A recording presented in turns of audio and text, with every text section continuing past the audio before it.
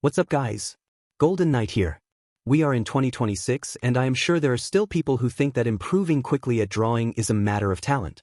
That some people are simply born knowing how to see the world in a different way, that their hand obeys naturally, or some other kind of magic. The truth is that none of the people who draw well became successful or were recognized because of talent. They got there because, at some point, they decided to dedicate themselves to a way of studying art that made sense to them. A way that respected how the brain learns, that attacked specific difficulties instead of repeating the same drawing hoping that something would change by miracle. This video exists to show you exactly that. An honest analysis of the most common mistakes that block the evolution of people who draw, and a clear view of what really works for you to improve as fast as possible, even without talent. The difference between drawing a lot and drawing the right way. There is a very common mistake among artists who are studying. If I draw a lot, I will improve. And there is a true part in that, because volume of practice matters. But volume without the right direction does not produce evolution. You do not get better by repeating what you already know how to do. You get faster at it, more comfortable, but not more skillful in a general way. That is why there are many people who spend months drawing every day and feel like they are exactly in the same place they were when they started, without understanding why. What happens in this cycle is that the brain, by nature, seeks efficiency. When you repeat a task frequently, it finds the shortest path to execute it and starts to operate in this automatic mode.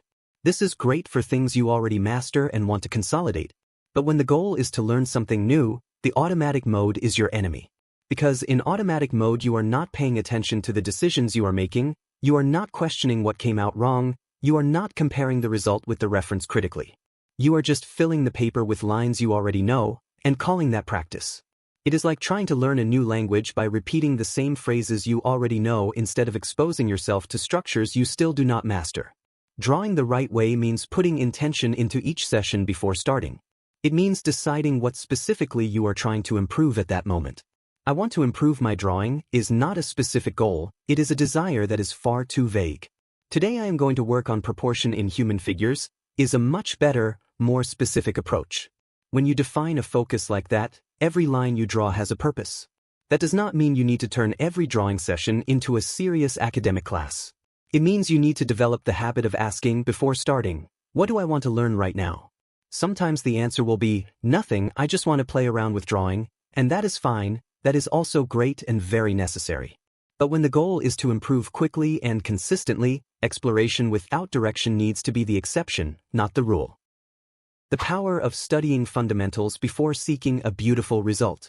Almost every beginner artist has that desire to draw a favorite character, a scene from some anime they thought was epic, a style they admire.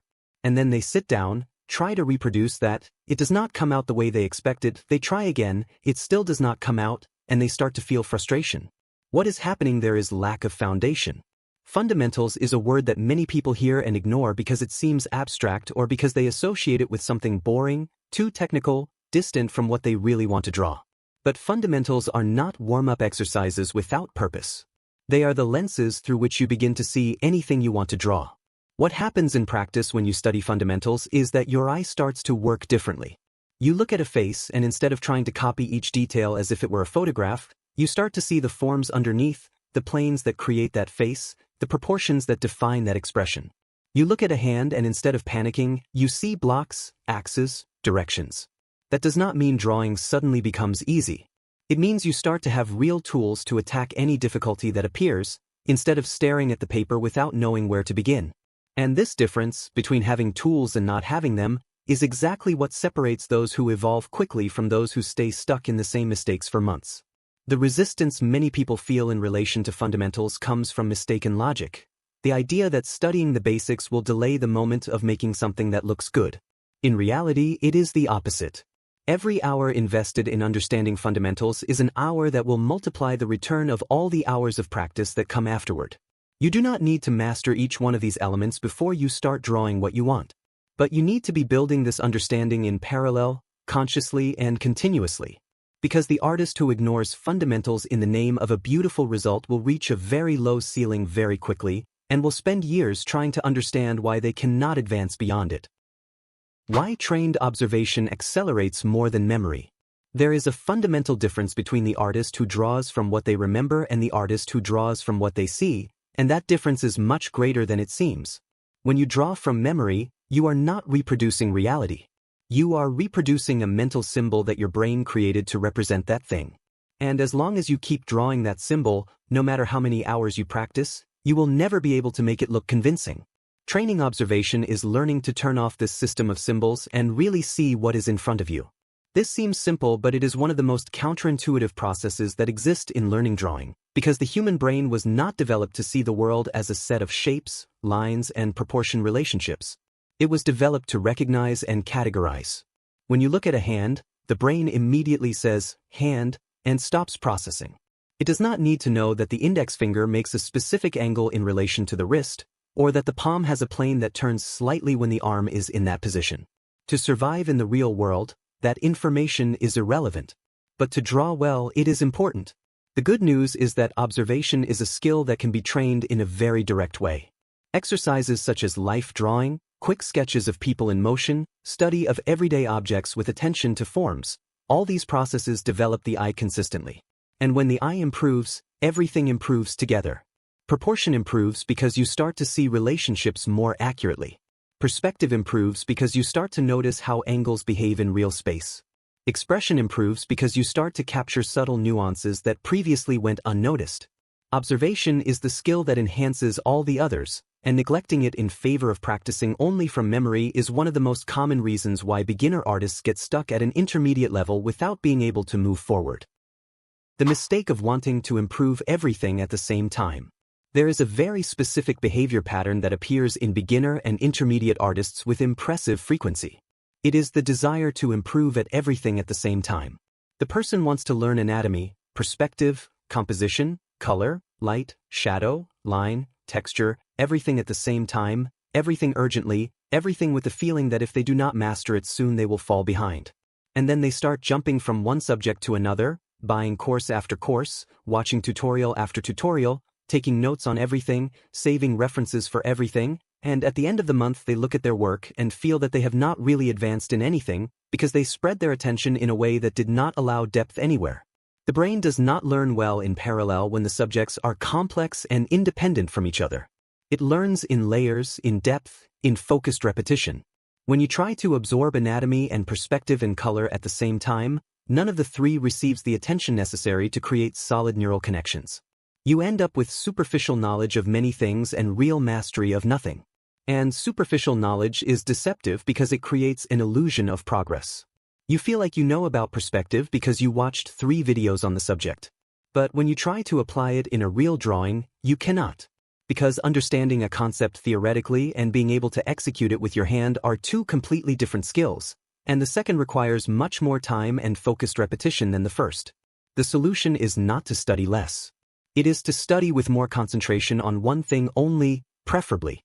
This means choosing one area of focus for a period, whether it is a week, 2 weeks, a month, depending on the complexity of what you are working on, and dedicating most of your practice to that specific focus. You are not going to completely ignore the rest, because drawing is an integrated system and the skills feed each other. But having clarity about what is receiving your main attention at that moment is important. When you do this, progress in that specific area starts to appear, and that feeds your motivation. Because you can finally compare where you were 2 weeks ago with where you are now, and the difference is visible. The anxiety to master everything quickly is understandable. You see artists you admire and want to be at that level, and it seems like each skill you still do not have is a hole that needs to be urgently filled. But this urgency produces the opposite effect of what you want. It slows real progress because it prevents anything from truly consolidating. How to use references without becoming dependent on them. Reference is one of the most misunderstood words in the vocabulary of someone who is learning to draw. There are artists who avoid reference on principle, as if using a photo or studying another artist's work were cheating, as if true drawing needed to come purely from imagination to have value. And there are artists who go to the opposite extreme, who cannot draw a line without having an exact image in front of them, who when the reference is not available simply freeze and cannot produce anything. Both extremes are problematic, but for different reasons, and understanding the difference between them is what allows you to use reference intelligently, the kind that really accelerates evolution instead of creating a permanent crutch. The problem with avoiding reference is not only practical, it is conceptual. Every artist you admire used and uses reference. The great masters of painting studied from live models, sculptures, works by other artists. Animation artists have entire libraries of visual references. Professional illustrators photograph their own hands to solve a difficult angle. Using reference is not a sign of technical weakness, it is a sign of intelligence in the process. What matters is not whether you use reference, but what you do with it when it is in front of you. Copying a reference without understanding what you are copying is the shortest path to creating dependency. You can reproduce that specific image with reasonable fidelity, but when you try to apply what you learned in a different pose, a different angle, in a situation where no photo is available, you freeze completely. Because you did not absorb the principle, you absorbed the result. Studying reference intelligently means doing the opposite path. Instead of copying what you see, you try to understand why that thing is the way it is. A concrete practice that helps a lot in this process is study in stages. You look at the reference, analyze it, understand the structure, and then try to reproduce it without looking. When you finish, you compare it with the reference and identify where it diverged. This comparison is where the real learning happens, because it forces your brain to process the difference between what you internalized and what is actually there. Over time, this process builds an internal visual vocabulary that becomes richer and more flexible.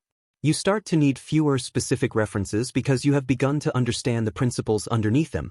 And when you reach that point, reference stops being a crutch and becomes what it always should have been.